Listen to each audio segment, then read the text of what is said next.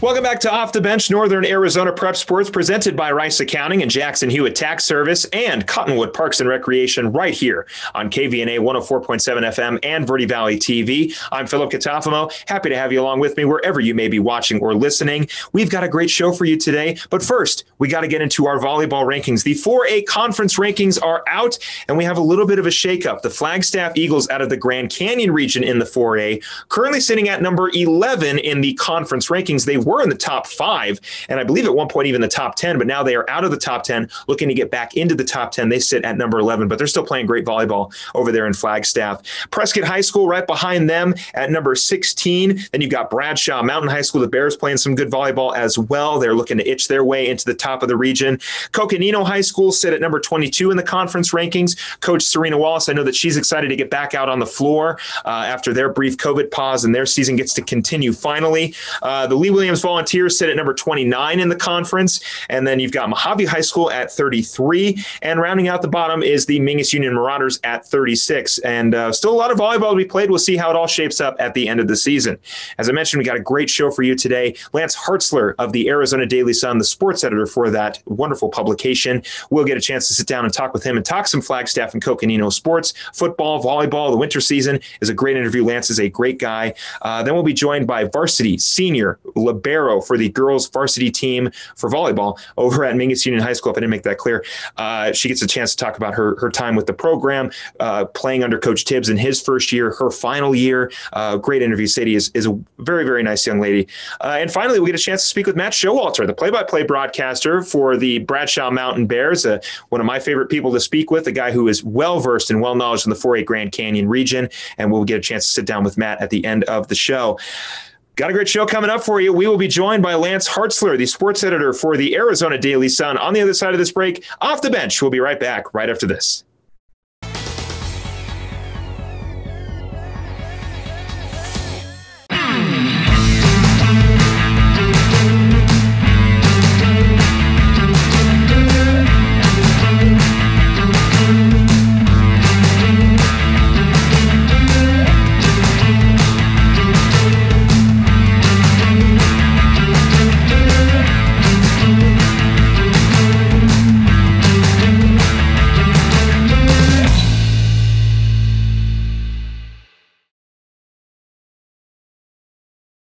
Two things we can count on every year: a new set of tax rules and great weather here in Northern Arizona. Jackson Hewitt Tax Service, locally owned and operated by Lewis Rice since 1997, is here for you all year long. Your neighborhood Jackson Hewitt Tax Office will help you in all of your taxing situations. Electronic filing is always free with your tax preparation at Jackson Hewitt Tax Service. Get more in return. Call 1-800-234-1040 for an office near you.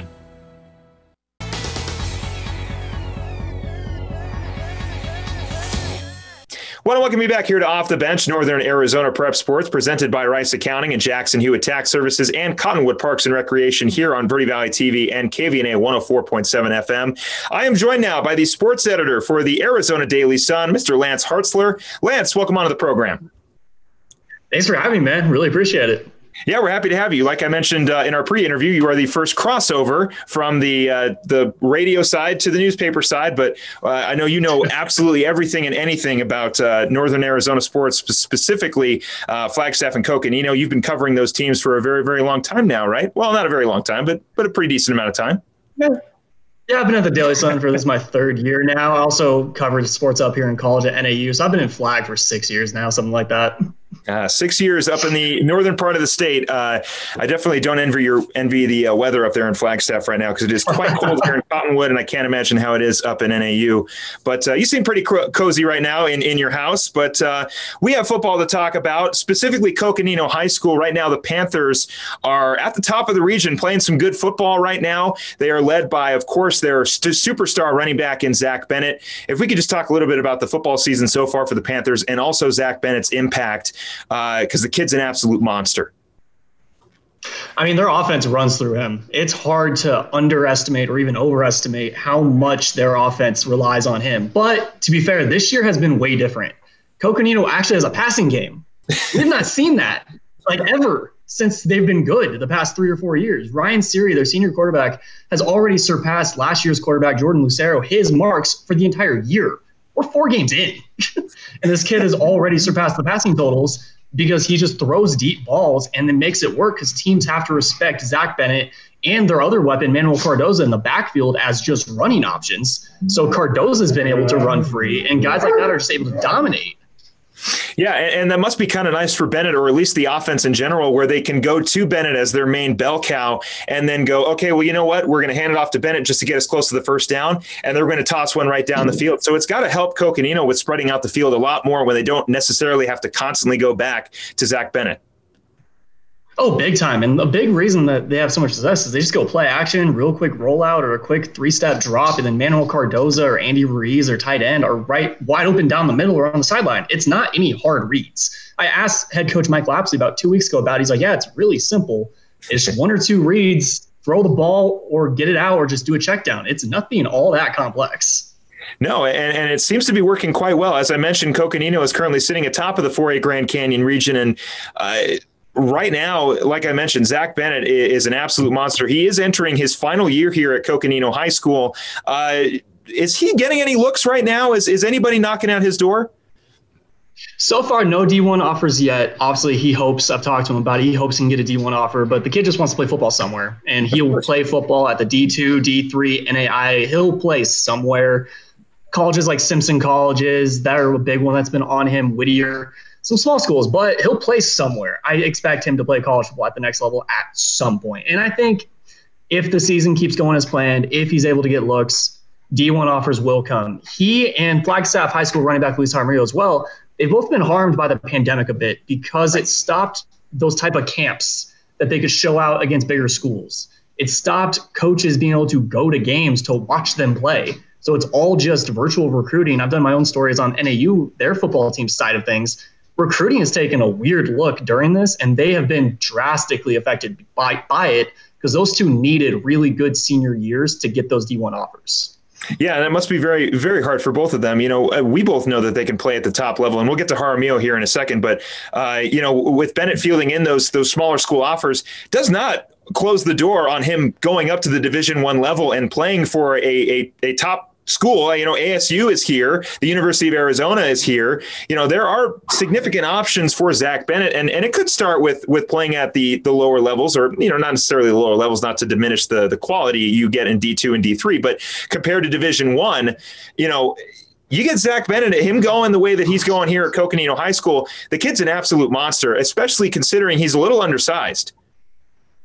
Right, exactly. He's barely 5'10", and that's probably overestimating how tall he is. I'm 6'3", and I tower over I'm 6'3", I tower over the kid. It's weird. But he's a short little step back. He can run. Like, the kid will find space, and it's not just because Coco makes it work for him. He's just that good. He's also their punt returner, and he's able to find space on punt returns.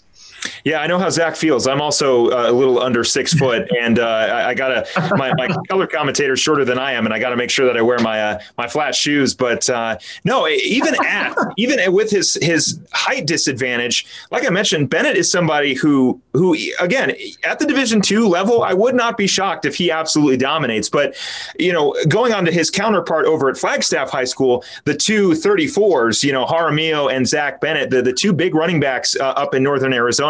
Luis Jaramillo on the same side. Flagstaff's also having a great year so far. And Jaramillo, one of the reasons why he had a little scary of an injury at the beginning of the year. Thankfully, he made it right back onto the field. What has his impact been to the Flagstaff Eagles throughout his 4 years?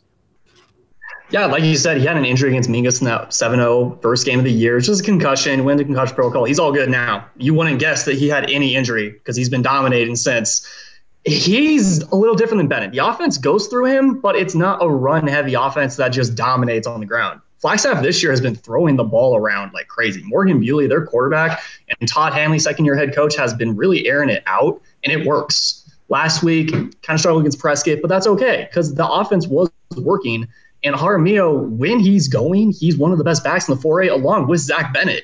And they both came in around the same time. They played youth football together and against each other in this city, in Flagstaff. So they've known each other for years, and they've grown up through it.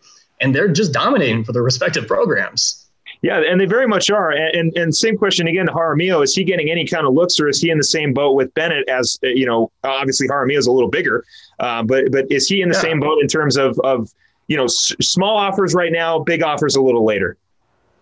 So I said Zach Bennett is under 5'10". Jaramillo is a solid 5'10". Like, he's legit 5'10", probably over 200 pounds. Fun fact, he completely reinvented his body. This kid was a little chubby the past 2 years, had a little high body fat. During like that pandemic closure, weird time we've all been in from like March to June, he transformed his body. That kid is cut. He looks like a Division I football player, but the Division I offers haven't come yet. Right. I know it for a fact. Northern Arizona University has been talking to him. They've sent him edits to post on his Twitter account like they do with all their recruits. They just haven't offered him a scholarship yet. Now, is that a matter of if or a matter of when? I'm unsure. But he's getting looks from other places from the D2, D3, NAIA levels. I have a really strong feeling. I'm a little more iffy on Bennett, but with Jaramillo, I think the D1 offers will come. And hopefully they will. As you mentioned, just that transformation of Jaramillo's body to just become this already dominating force just becomes even more dominating with a little more muscle and a little less fat. Something that I'm still trying to accomplish, get a little more muscle, a little less fat. But maybe I'll have to talk to Luis Jaramillo about his workout plan. But look, nonetheless, both players are playing phenomenal for both teams. There's a reason why of recent they've been at the top of the region. And this is, of course, later on in the program, we'll get a chance to speak with Matt Showalter of Bradshaw Mountain. We talked a little bit about his predictions for the future of the region. But more specifically, how is the future looking for Flagstaff and Coconino and their football programs? That is something I have been trying to figure out myself. So last week against when Coconino blew out Mojave at home, we got a chance to actually see some of their backups play, which we usually don't get a chance to. And it looked like the future will be bright for the program. Flagstaff on the other side, I'm unsure, but Marcus Salcido, their backup running back, should be a solid fill-in next year. Not quite so sure at quarterback, but they have a backup named Bodie who's pretty good. He can play. But it's more going to be up to how do these coaches react to losing generational backs, essentially. How does Mike Lapsley and Todd Hanley react to losing? Honestly, Bennett is going to break records and become the all-time leading rusher at Coconino by season's end. He's almost going to break the carries record this week or next week. While Jaramillo, Flagstaff has a long history of dominant backs. He's not going to break any records, but he still is the best in recent memory.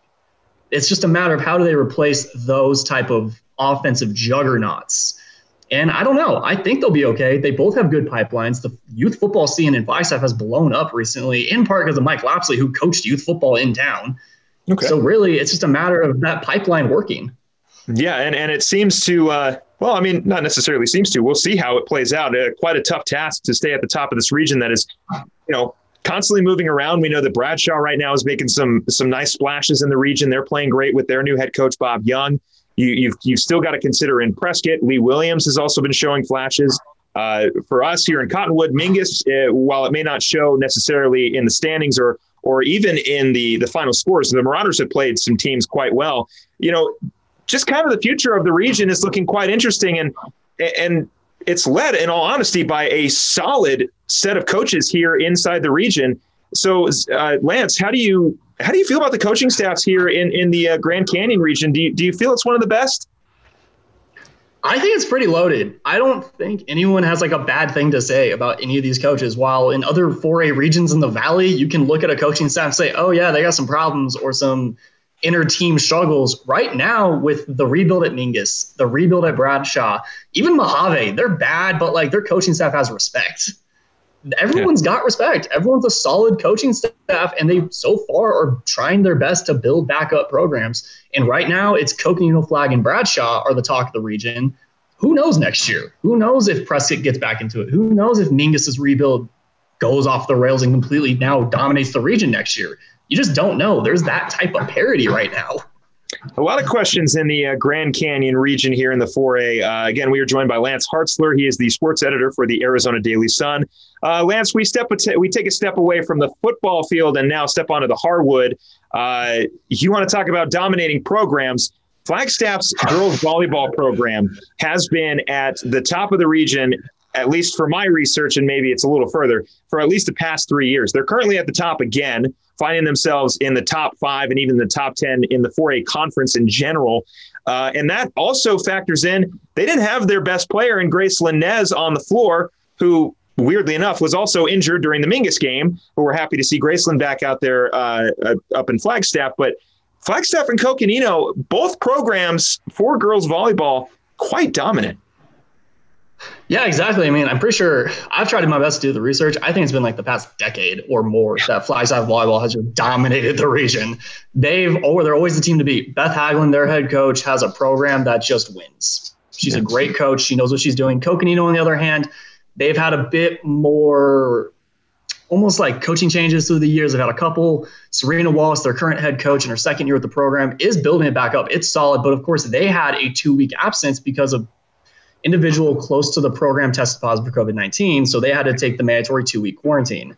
That didn't really derail their season because they came right back after this last week, actually, and got right back to it, got some wins, and showed really no rust. Flag High, on the other hand, they've had to deal with injuries to Gracelyn Nez, their best player, but being Flagstaff, it didn't really hinder them. They had a weird 3-0 loss to Prescott. That kind of was a surprise, but it happens. But since then, they're back to being dominant. Beth Hagelin told me recently they just want to peak at the right time. And with playoffs just around the corner, it's about the right time. They are a extremely talented squad. And like you said, it just kind of speaks more to not only the quality of the program, but the players they put out on the floor. To lose your best player and to not even take a step, to not even really worry too much. And then on the same side of Coconino, they have to take a COVID pause because of what happened there. They have to take a step back for a little bit, but still able to dominate quite well. But if you look at rivalries in the region, the first one that comes to my mind is Flag and Coconino. And the other one that you could say is kind of similar is Prescott and Bradshaw, Prescott Valley and Prescott. But this rivalry between Flagstaff and Coconino, when you go to those games on Friday night, you've got that Coconino, those Panthers versus Eagles games. It's definitely something to watch. They are something else. I don't know how it's going to look during a pandemic with limited capacity, but they're heated rivalry. But at the same time, it's not heated because once they're not playing, they're all friends. These kids are all buddies. They probably some of them went to the same junior highs and elementaries, and they live in the same town. They hang out outside of it. There's a really sense of community because they're the two public high schools. There's two other high schools in the city, Basis and Northland Prep, but they're smaller schools, and they don't really have any rivalry like that. Coconino and Flagstaff, the two big public schools in a small mountain town, there's a rivalry there for all sports. It doesn't matter what it is. There's always a bit of like added excitement, added intensity, no matter how good or bad either team is. Over the years when Flag and Coco football were struggling, those crosstown games were still the talk of the town, even though it meant nothing. This year, it might decide the region title. That's going to be insane. Yeah, and again, even just more speaking to the quality of that rivalry is even when you've got Flagstaff taking a step back, or you've got Coconino taking a step back, or you've got both teams at the bottom of the region, it's still a fun matchup between the Panthers and the Eagles. And like you said, it seems like it's a matchup that has a lot of connections to it with the players basically knowing each other. They all grew up probably going to the same middle schools and elementary schools, maybe not necessarily the high schools. But I got one more question for you, Lance, before we take off. The football season obviously is in full stride right now. Volleyball as well. We're heading very, very close into the winter season. How is Flagstaff and Coconino looking like as we move into the next portion of the high school sports season? Well, I mean, there's the two teams that we all know that are the talk of the region right now for basketball. Flagstaff girls basketball, they've been the dominant program for years under Tyrone Johnson. And, of course, Gracelyn Nez is one of their best players also from volleyball to basketball. And Maya Verse, who was a star freshman last year, is expected to be even better as a sophomore for the varsity team. And then Coconino boys basketball under Mike Moran, they have just had a resurgence the past 3 years with their now senior class led by short little shifty guard Preston Olney, who, man, that kid's a baller. I'm excited to see what Flag High girls basketball and Coconino boys basketball do. But on the other side, Flag High boys under Nick Walton, they got 6'8", 250-pound center Nick Morrow, who also runs tight end for the football team. That kid's a beast, and I'm excited to see what he can do for basketball this year. And Coconino girls basketball, yeah, longtime head coach Martin Reyes decided to retire, kind of take a break from basketball, so they have Cassie Schrafer, their new head coach, and she was with the program. She played basketball in the town. She knows the hoop scene. I'm excited to see what she does with Coconino. Sounds like a lot of interesting things are going on up in the Coconino County with Flagstaff High School and Coconino, who are sharing a football field right now, but don't have to share anything else after that. We can go right back to our regularly scheduled program with that rivalry. Lance Hartzler of the Arizona Daily Sun, the sports editor. Lance, I know people can follow you on Twitter. Throw that out there. At Lance, LANCE_Hartz, HARTZ. Be prepared for some terrible tweets, but it's okay. I also tweet a lot about sports. He's one of the best to do it so far, the sports editor for the Arizona Daily Sun, Lance Hartzler. Lance, we're going to have to bring you on again to talk more Flagstaff and Coconino, because I got about 15 other questions we didn't even get to, but we are unfortunately out of time. But Lance, thank you very much for coming on, man. Thanks for having me, man. Whenever you want me, just hit me up. I will. We'll be right back. We're going to take a quick break off the bench. We'll be right back with Senior Libero for Mingus Union High School. That is Sadie Backus on the other side of this break. Don't go anywhere.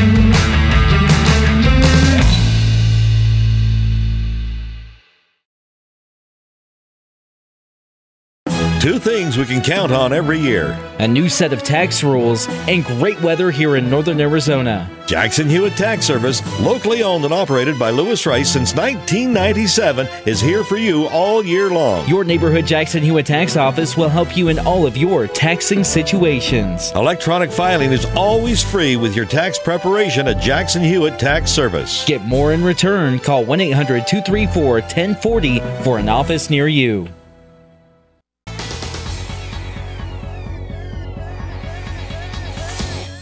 Want to welcome you back here to Off the Bench Northern Arizona Prep Sports, presented by Rice Accounting and Jackson Hewitt Tax Services. I am joined now by the Mingus Union Girls Varsity Libero for the volleyball team there, Sadie Backus. Sadie, welcome onto the program. Hi, thank you for having me. Well, we're happy to have you, Sadie. We've got a chance to broadcast the games all season long for the Marauders, so I'm very familiar with you out on the floor. You're a phenomenal player, and you were one of the suggested players that Coach Tibbs had to come on the program. You're actually the first player to be on the program, so a lot of firsts here on the program, but we're happy to have you. Thank you. Now, I know the season has been a little tough so far. You guys are in a little bit of a rebuild mode, but the team seems to be playing quite well. You know, much like the football team, the score may not show it, but you look out on the floor and you guys really play with a whole lot of heart, and it's almost contagious, the energy that the team brings when you guys are on the sidelines. Yeah, we all get along really well. We have great connections. It's just stringing those points together is what we need to focus on now.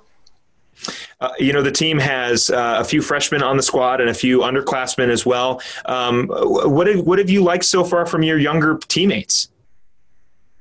Playing with the younger girls is so fun. They bring a joy to the team, and having them play so well it helps us to want to be better because they do so good. So they help us to get better, and we love to support them and be there for them.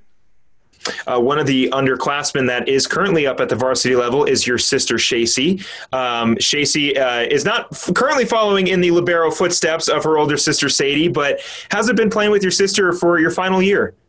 It's been so fun. We're best friends. She really is my best friend. We love hanging out together, and I have to check myself to make sure that I remember she is my teammate and not my sister, so I can't get on her, but we love playing together.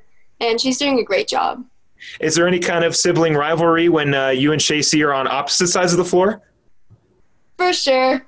I'll joke around with her when she's on the other side of the net just to try to mess her up, but we still love each other. I mean, as we know, COVID-19 still prevalent around the entire state of Arizona. It's thankfully not been hitting the state as hard to where we can keep having our fall sports here. But, as I mentioned, you got a new head coach this year, not necessarily a whole lot of time to get used to Coach Tibbs, but how have you liked playing with under Coach Tibbs? He is great. It's a whole new experience playing under a different coach, and all of the girls have respect for him, as do I, and it's just been a great new experience, different.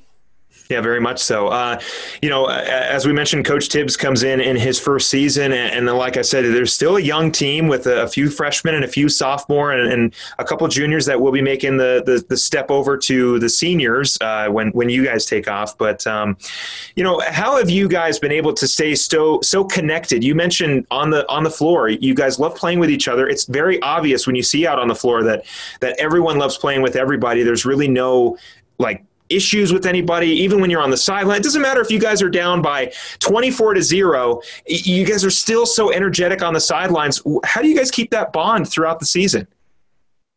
We do team bonding every Friday, and all of the girls are super kind. There's no drama. Our coach, he really cares about us, so he'll have individual talks with us and team talks. Our team, we talk a lot about anything that's going on, so we definitely have that trust in each other, and it's really awesome. How have you guys been bonding? Can we get a little specific? Yeah, we tie shirts and decorate our coaches' classrooms and eat dinners. Seems like the usual coaches things, or the usual team bonding things, I should say, not the coaches things. Like I mentioned, your teammates, so it seems like everybody's always got a smile on their face. And one of my favorite people to watch on the sidelines is Ella Balo. Ella is an absolute firecracker when she's sitting on the bench, even when she's out on the floor. She's so energetic. What is Ella's energy when you guys are out there on the floor? And are there any other teammates that have been really surprising you this season? Ella's awesome. She's always been our loudest supporter. If you go back and watch our games, she's the only one you can hear, which is so fun. And she definitely brings a ton of energy to the team. Our captains, Shelby and Chase, they've also been really awesome with that, with talking to the girls and encouraging one another and making sure everybody's happy when they're playing and are having fun.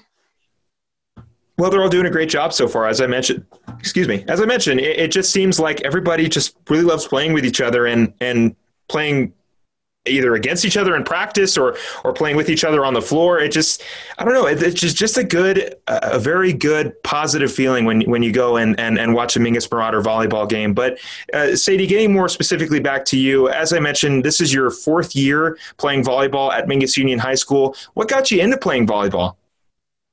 My older sister, Maddie, she started playing volleyball, and I've always been super competitive. And I play other sports like soccer and run, but I liked watching her play, and I knew that I wanted to play. And so I started in 5th grade at Clarkdale, and I loved it. I've always loved it. You also did a little club volleyball as well, right? How was that time in your development? Yeah, club definitely helps a lot. It's, I wouldn't say more competitive, but we get a lot more games in at our tournaments, which is fun. And, you get to learn things from other coaches, and every coach has a different perspective on things. So it's been nice to hear those different perspectives and to apply them into my game. It's helped me a lot. How is your time at Mingus? Well, actually, I should ask this. You're a libero currently. Were you always a libero? I was not. When I started playing, I was a setter. So from 5th to my freshman year, I was a setter. And then my sophomore year, I was on varsity. And I was a defensive specialist, which is what I knew I always wanted to do. So I was super excited for that. And then come my junior year, I had the opportunity to be the libero, and senior year as well. And then I know that your sister Shacey isn't necessarily the libero right now, but are we seeing another Backus sister taking over the libero spot for next year? I'm not sure about that. I think she's really setting, and she's great at it, so I think she's going to stick with that. Okay. It seems like volleyball runs in the Backus family. As you mentioned, your older sister had played. You're playing. Your youngest sister, Shacey, is playing. Are there any other Backus sisters or brothers or any other family members who are looking forward to jumping in the 4A Grand Canyon region? Yeah, I have 2 sisters below Shacey, and one is Taylin. She's in 7th grade. She's playing volleyball at Clarkdale right now. And they just play all around. She doesn't have a certain position yet, but she's been doing that, and she's loving it. My sister Tenley, below Taylin, she will be starting volleyball next year. So we've been playing around with them a little bit, and that's fun. Some future Marauders, it sounds like. Yes. Keeping the family tradition going quite strong. Again, we are speaking with Mingus Union varsity volleyball libero senior Sadie Backus. Sadie, as I mentioned, you've been with the program for 4 years so far. How has playing over at Mingus developed you as a player? It's helped me to one thing I really learned from being at Mingus is my mindset it's always been positive, but you go into these slumps and then you rise and then you go back into the slumps. And especially this year, I feel like my turning point has been keeping that positive mindset. And that's helped me be more consistent and to support my team more and care about others and how they're doing rather than how I'm doing and being selfish about myself. That's one thing I've learned a lot from being at Mingus.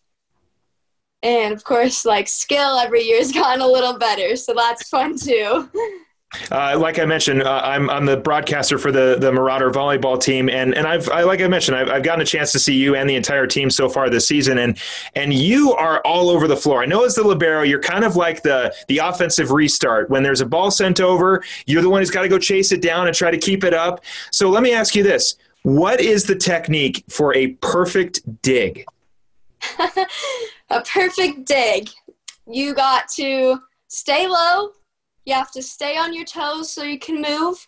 Okay. One thing that you really have to learn how to do is reading the ball before it comes over the net. That's how you get there quick. And if you have to dive, make sure you're low to the ground before you hit the floor, or else it could really hurt. Yeah. Go ahead. You make sure your platform is right to your target, and you're good. Okay. So seems like quite a tough task, and make sure you're nice and low to the floor. And like you mentioned, I've seen what my favorite thing to watch in volleyball is when a player goes for a dig and they just narrowly slide their hand right under the floor in the ball to poke it back up. That's got to take a lot of technique as well, right? Yeah, a pancake. We love pancakes. Yeah, you, Shelby Link, a few of the players have gotten a bunch of solid ones. Michaela Martinez, up and down. The Marauders have quite a talented squad when it comes to keeping the ball up off the floor. Like I mentioned, 4 years over at Mingus Union High School. You've played a lot of volleyball. Do you have a favorite moment that has stood out? I not necessarily a favorite one because they're all great, but just being with the team and growing with them. I think bus rides really help you grow as a team, which sounds weird, but being on the bus so long with those girls builds our connection, and that's been really fun. And of course, the games that we win and the celebrations after are awesome. Of course. Who doesn't? I mean, I played basketball and baseball in high school, and the bus rides were usually one of the highlights, mainly because our basketball and baseball team weren't that great. But it's definitely those team bonding moments, as you mentioned, where you get a chance to sit down with your fellow players and joke around a little bit and not really think about the mistakes on the floor, because the bus ride back is not as fun as the bus ride home, depending, of course, on the outcome of the game. And I mean, like you said, just building those relationships and those bonds with your fellow teammates and your friends, and like I said, the team just seems like they have so much fun playing out there, and I wouldn't doubt if the bus rides had something to do with it. Yeah, for sure. Anything you're going to miss at your time at Mingus? Anything specifically besides playing volleyball, of course? Yeah, I'm going to miss volleyball. I'm going to miss the girls and the connections we've made. I'm going to miss my coaches and just the whole high school experience. You only have it once, and I'm trying to make the most of it, but I'm going to miss it. And what a time to be in high school currently. Am I right, Sadie, with COVID-19 going on? I know you're very well versed in Zoom now, and that's why we're conducting this interview.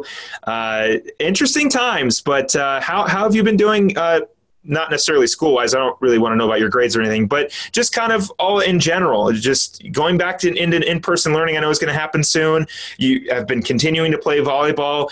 How is Sadie Backus doing in her final year at Mingus? I'm doing really good. Thank you.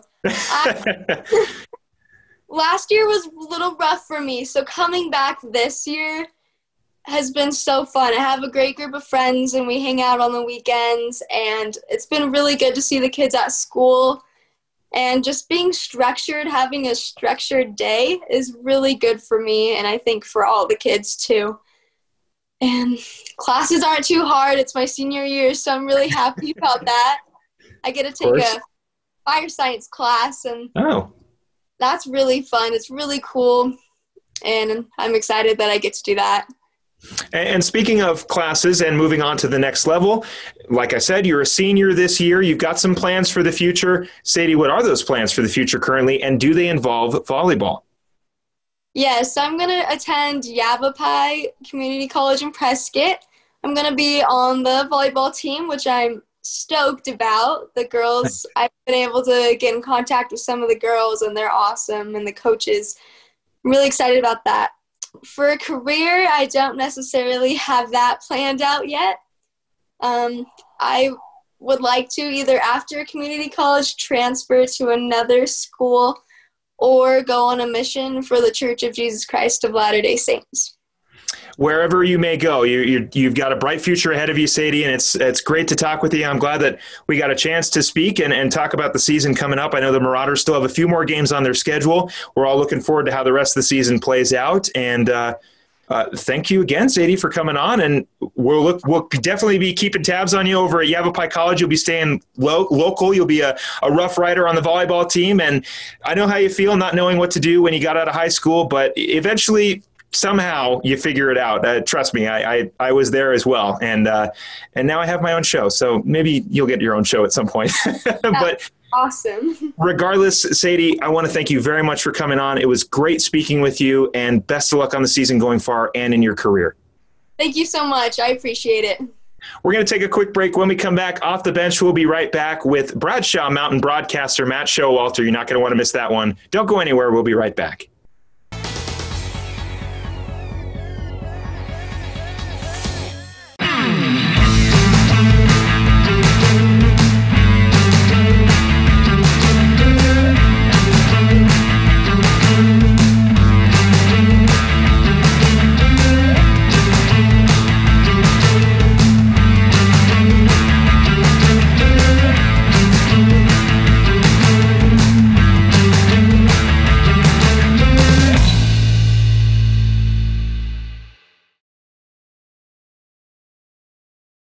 Two things we can count on every year: a new set of tax rules and great weather here in northern Arizona. Jackson Hewitt Tax Service, locally owned and operated by Lewis Rice since 1997, is here for you all year long. Your neighborhood Jackson Hewitt Tax Office will help you in all of your taxing situations. Electronic filing is always free with your tax preparation at Jackson Hewitt Tax Service. Get more in return. Call 1-800-234-1040 for an office near you.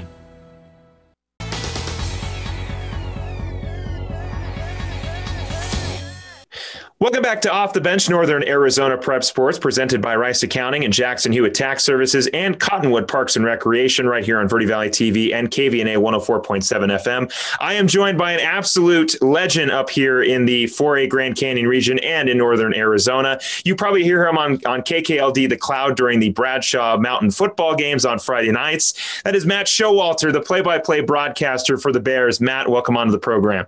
Hey, Philip, great to be with you again.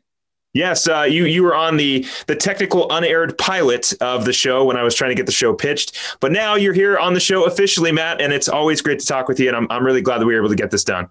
Hey, great to always work with you, Philip. You do a great job, and looking forward to talking about some GCR football today. Yes, we very much have a lot of to talk about that GCR football, the Grand Canyon region, for those who aren't familiar with acronyms, as I had to familiarize myself just a few seconds ago.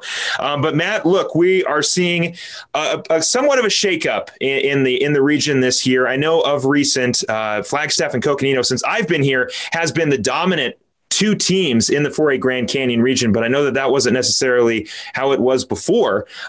Speaking of a team that I think is making good strides right now, Bradshaw Mountain. How are the Bears doing so far this season? Well, Bradshaw Mountain is certainly making some progress under new head coach Bob Young. And they're becoming more like Bob's team. As you know, he's gritty. His teams are good. And that's really how they're coming about. As you know, he was a late hire due to Chuck Muller passing away. But again, they're getting his message, and this team has been showing it, like against Mingus. They only had one turnover on an onside kick. They've had no turnovers other than that, and just a fumble at the end of a game that was a blowout. So the first team has not turned the ball over, and they're also lessening some of the penalties, but they're also hitting hard as Bob Young's defense has done. So I think Bradshaw Mountain's been steady, just like their head coach, Bob Young. Yeah, and as you mentioned, Coach Muller passing away and Coach Bob Young stepping in. Just kind of briefly here, you just talk a little bit about Coach Muller. I know that you obviously were around him for a very, very long time. Just kind of speak to his legacy in the Grand Canyon region and just in the Bradshaw Mountain community. Well, first of all, in the GCR, and I've talked with coaches, and I knew it myself without even talking to them, Chuck was really good about helping other coaches, particularly the younger ones, who would call him for advice because he had such a great resume, being that he was mainly a college coach at very big universities and successful programs. So he was very good to reach out. So he was a friend to them, friend to the community, friend to me, and that's how people would know him. Now, he's was a jovial guy, but he could tell you what you needed to hear, but he didn't mean it in malice. And the players also remember that, and they'll gain from that going forward. When I came in here, I didn't get an opportunity really to talk too much with Coach Muller. I was only here a season before he tragically passed away. But just from what you've said and from the reception that I've got from other parents from Bradshaw Mountain, from Coach Young, when speaking to him about Coach Muller, he was a very respected coach here in the 4A Grand Canyon region, and his legacy will never truly die because of people like yourself and Bob Young keeping those traditions alive for Coach Muller. And speaking of Coach Young, he steps into the program, takes over for Coach Muller. How has the reception been with Bradshaw Bob over in Bradshaw Mountain High School? It's been great. And one other thing, by the way, they're devoting this season to the memory of Chuck Muller, too. I want to add that. Oh, yeah, it's going good. As I've said, Bob is good and Bob is glue, not only in terms of the football team and the program, but also at the school as a teacher. So that's a big asset there. Again, he's not perhaps as loud, if you will, on the field in practice and such things as Chuck was known to motivate a little bit that way. Bob's a little more understated, but he's keeps at it. He's real solid, very smart. Kids respect him. They like him. At first, I think they had a stereotype, well, he's an older guy, so does he still have it? And he certainly does. And to be quite frank, he's the same age as I am, and he's in great shape. He runs 8 miles a day. So Bob Young still has a number of years left in him, and it's showing. Now, he didn't do very well at Sedona Red Rock for the year. It was a two-way school. They didn't have many players to work with. Now he's got something to work with, just like he did at Mingus. And we're starting to see that Mingus way coming to Bradshaw. 8 miles a day. I can barely get through 15 minutes on the elliptical at the gym after my workout. I can't imagine doing 8 miles a day. Bob Young is the epitome of a machine when it comes to not only apparently his physical attributes, but his coaching as well. So it sounds like the transition there from Coach Muller to Coach Young has gone quite smoothly. It has. And here's a key to that as well. He's brought along Neil Dixon, who is a longtime defensive coach for Mingus, so that's helping with someone he's worked with. But even more so, this coaching staff from Chuck Muller's all returned, and in fact, all but one of those, or two of them, were on Dave Moran's staff prior to Chuck Muller. So there's been good consistency, and they're still pretty young fellows, some late 30s, early 40s. So that's really helped. They were tied into the youth program. So the assistant coaches have been doing a tremendous job too. Well, we've seen the legacy from Coach Bob Young. I mean, you don't have to go too far back to find a player who became a head coach. Coach Robert Ortiz took over the program when Coach Young left Mingus in 2018.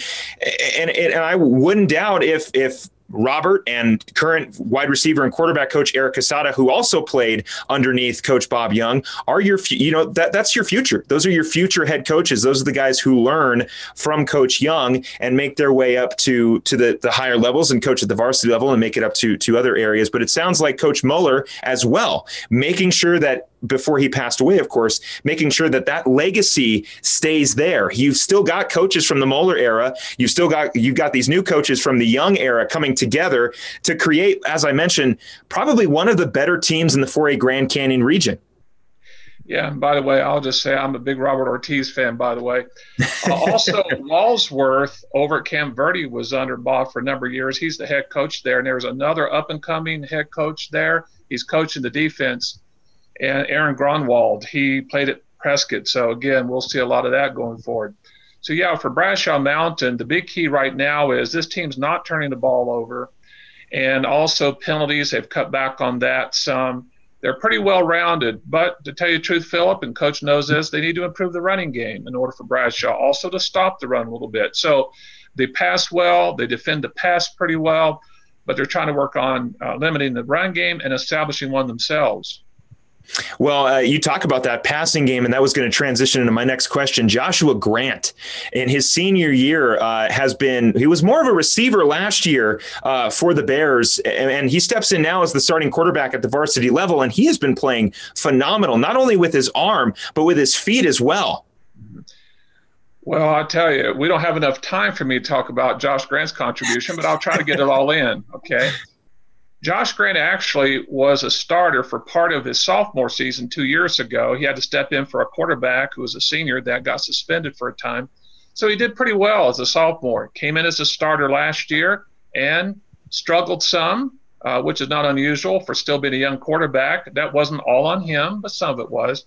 And so he actually got replaced as the starter the last 3 games of the season. And Moy Hernandez, who's a junior, and he's also a receiver, is a great quarterback too, but they need him at receiver. And Josh probably would have been a receiver this year because of last year's sophomore quarterback, Grady Rose, but he had a collarbone injury twice within less than a year. So he probably was going to be the starter, but he's now a receiver. So Bradshaw's deep at quarterback. But let me say, the key is General Josh Grant. Josh has stepped up. I told him in the spring at Daniel Goldbill's signing to go to a school in Minnesota, I said, you're going to save the day next year for the Bears. He has. He has no interceptions this year. He's thrown for about 200 yards a game. He's running the ball effectively, runs when he needs to, but he has been his solid, quiet leadership with that team. He is the Bradshaw Bears this year. And I think, even though I'm a little biased, I think he deserves really to be the player of the year because he's such an effective kicker and a punter, because his touchbacks, he's kicking that 2/3, 3/4 of the time there. That's a defensive weapon. He's such a great punter, puts it inside the 20 often. He is, to me, the most complete player in the Grand Canyon region. And very much so. I mean, we saw it during the Rave in the Cave not too long ago when the Marauders took on the Bears at home. Bob's return to Mingus Union High School. We got a chance to talk with Coach Young about that in last week's show or the week before. But yeah, it's almost like, you know, Coach Young has a reputation of being a running style head coach. You know, a lot of run plays in his offense. But now he's almost forced to be a passing offense because he's got so many good quarterbacks on the roster. And it starts with Joshua Kelly. And outside of just him becoming the region player of the year, I hope he's looking at scholarship offers right now. I hope somebody's knocking on his door. They should. He's a multi-athlete, too. He's a pretty good basketball player, pretty good baseball player. I think kicking is his future if he does that in college. But for Bradshaw Mountain, you're right. Offensively, they got Mekhi Petentah, a 6'2" sophomore, 6 catches this year, 6 touchdowns. Moy Hernandez is a great slot receiver, and they also have others along the way as well. They have the tight end finally that can catch. This is Malachi Stevenson. It's because he kept Gary Cook as the offensive coordinator. Gary, a longtime head coach at Phoenix College, also down in the Phoenix area in high school. So Gary loves to throw. He throws first down, second down, third down, maybe occasional run. So Bob knows it's a pass first and often team, but he's got that. I want to run that ball a little bit in him, but you can't blame him. But they can. Acuna's averaging about 75 yards a game. He's not a power back. The offensive line, great pass blocking. They still need work a little bit on the run block, but I think we'll see them start to run the ball a little bit more, and I think they're going to need to. And again, we were speaking with the voice of the Bradshaw Mountain Bears. You can hear him on Friday nights on KKLD The Cloud. This is Matt Showalter. Yeah, Matt, very much so. I think Bradshaw right now has not only set themselves up coaching-wise for a long stretch and a good run at the 4A Grand Canyon region for however long Bob Young is there, But honestly, they've in a lot of ways set themselves up in the future to continue to be a prominent force in the 4A Grand Canyon region with their head coaching choices, with keeping guys on staff. It seems like, as I mentioned early on in our interview, it seems like there's a little shifting at the 4A Grand Canyon region. And I think the Bears and hopefully some other teams that might surprise us. But for right now, my money is on the Bears to take the region next year. They're playing some great football, and I think Bob Young has got them in a good position. Well, you're getting me pretty excited. That's my favorite subject right there now. Now, the Bears were on top during Dave Moran's run. 2 out of 3 years he won the region. The only time he didn't was Bob Young won it. And but they're bounced back. I mean, Chuck had a good foundation going there. But I'll tell you what, this team right now is starting several sophomores. Their freshman team's really good right now, too. They start also the offensive line. 4 of those are juniors. You're only starting 2 juniors on seniors on offense and maybe 2 on defense. I tell you right now, they're really deep at skill positions. On defense, they can mix and match all day long there. So really, and Bob knows this too, and Chuck knew it. This year could be a good year. Next year, Bob said we could potentially win the state 4A, and he's not joking around. He doesn't just say things to be saying it. Chuck knew it too, and I see it as well. They have a great chance to really dominate. But Prescott's coming on some. They're very young. They're kind of toward the bottom, but they should have beaten Apache Junction. They should have beaten Lee Williams. Lee Williams probably won't win the region, of course, but they're a tough team. Their freshman team beat Bradshaw pretty well a couple of weeks ago. It's kind of a surprise. And then Cocoa and Flag's underclassmen program, been beaten quite a bit, but they still have a couple of good players. But Cocoa's really the consistent team. I think Mingus is on the way back as well. I don't know. Mojave, I'll be honest, I was a little surprised. I thought they may go as high as 4, but their transition to a new offense, new defense. I love Rudy Olvera, the coach. They have some good talent. Let's see what happens. But right now, it's kind of a switch between Prescott and Mojave, where Prescott's probably going to end up maybe 6th or 5th. But again, the GCR is really strong. It's good for PowerPoints. Yeah, very much so. It is very strong. And now getting back to even what you said about Flagstaff and Coconino, you've got an opportunity right here. And I shouldn't say you, but I should say the Bears. Bradshaw Mountain's got a really good opportunity here to claim that top part of the region with Luis Jaramillo on his way, hopefully onto the next level in football, and with Zach Bennett as well in Coconino on his way to bigger and better things in his football career. In my opinion, I see the 4A Grand Canyon next year as completely wide open. Yes, I do next year for sure. I think Coconino still will bring back some pretty solid players. Their quarterback, Ryan Siri, is going to be graduating. So I know they have Padilla as a backup. He's pretty solid. So here again, it's going to be the familiarity with the program and the coaching. What's good for Bradshaw is you'll have finally the team will be in Bob's program for a whole year, off season. The weight room's a key with him. They'll be able to go 7-on-7s and camps. So still, it's a great coming together of a great coach, great talent, all at one. And so right now, I really think Bradshaw, if they can finish off this year and win the region somehow with an upset over Coconino, that should be really big for the Bradshaw Bears. So the program's solid right now. The youth program's really good too. So right now, things are coming along for the Bears, and I'm pretty pleased with that. I bet you are, Mr. Showalter. I very much bet you are. The voice of the Bradshaw Mountain Bears. Again, you can hear him on Friday nights on KKLD The Cloud, broadcasting the Bears game for 20 years now, right? Correct? 20 years, and then total about almost 30. 20 years and still going strong. Matt Showalter, I got one last question for you, Matt, before we send you away. Sure. Big game that you and I had circled on our schedule was the Rave in the Cave that this is something that you invented. That was the term you used. The Mingus Marauders taking on the Bradshaw Mountain Bears. And it did not disappoint if you're a Bears fan. But how do you feel after the first return for Coach Young coming back to Mingus? I tell you what, I rarely get the time to go down on the field before the game, but I wanted to make sure I did that. One, the walk wasn't that far, to be honest. So it was great to see him and ask him how he felt. And he was excited, but he said it felt a little weird. And then Neil Dixon as well. I tell you what, Mingus, that could have been a lot closer if they not turned the ball over so many times. But you can really see the heart of that team coming through. I know they always have a good youth program, and Mingus will bounce back. But I tell you, it was something I remember thinking to myself years ago when Bob was really in his heyday with Mingus. I said, man, wouldn't it be something if one day Bob Young ended up at Bradshaw?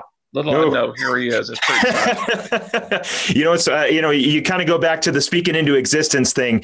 I was relaxing at home last night, and I really wanted a bowl of chili, and so I was like, I got to get a bowl of chili. I really want some chili, and I didn't want to make any. I got a call later from my neighbor. He said, "Hey, I got some chili. I'll bring it to you." For you, it's Bob Young. For me, it's a nice warming bowl of chili. But however you break it down, you speak it into existence, and it happens.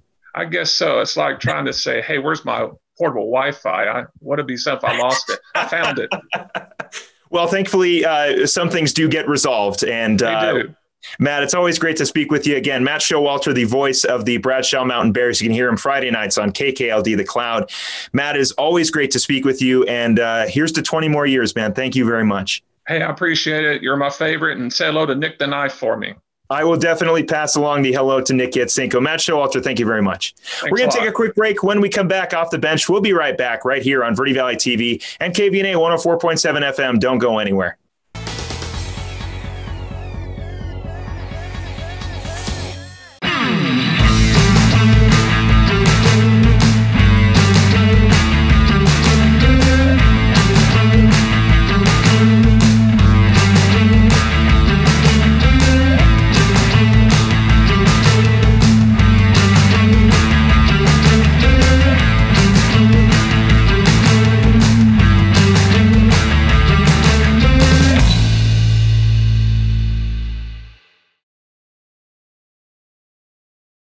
Two things we can count on every year: a new set of tax rules and great weather here in northern Arizona. Jackson Hewitt Tax Service, locally owned and operated by Lewis Rice since 1997, is here for you all year long. Your neighborhood Jackson Hewitt Tax Office will help you in all of your taxing situations. Electronic filing is always free with your tax preparation at Jackson Hewitt Tax Service. Get more in return. Call 1-800-234-1040 for an office near you.